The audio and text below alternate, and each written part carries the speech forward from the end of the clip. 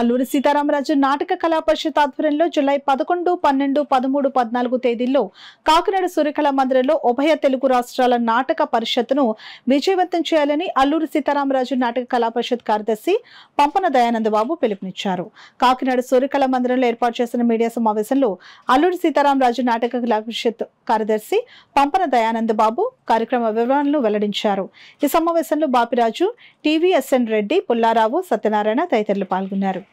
సంస్థ ఉపాధ్యక్షులు, సీనియర్ ఉపాధ్యక్షులు గౌరవనీయులు ఎస్విఎస్ఎన్ మూర్తి గారికి ఆంధ్రశ్రీ అవార్డును 13వ తేదీ సాయంత్రం వారికి అందజేయడం జరుగుతుంది.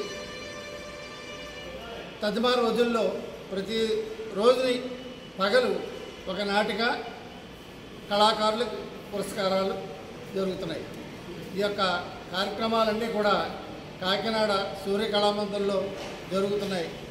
ఈ కార్యక్రమాలని నగర పౌరులు, కళాకారులు, గాయకులు, కళా సంస్థలు, అధినేతలు, అలాగే పారిశ్రామికవేత్తలు అందరూ కూడా ఈ కార్యక్రమాలకు ఇచ్చేసి జయప్రదం చేయవలసిందిగా కోరుతున్నాం. ముఖ్యంగా కళాకారులను, ప్రేక్షకులను ప్రోత్సహించడానికి మేము ఈ ఏడాది నుండి ఒక రోజుకి 2500 రూపాయల విలువ గల వస్తువుని మేము లక్కీ డ్రా తీసి ఉచిత కూపన్ అందజేస్తున్నాం. ప్రతి రోజుని కూడా రాత్రి 8 గంటలకు ఆ డ్రా తీసి ఆ యొక్క బహుమతిని 2500 విలువ చేసే ఒక మంచి ఆర్టికల్ని మేము డ్రాలో గెలుపొందిన వారికి అందజేయడం జరుగుతుంది.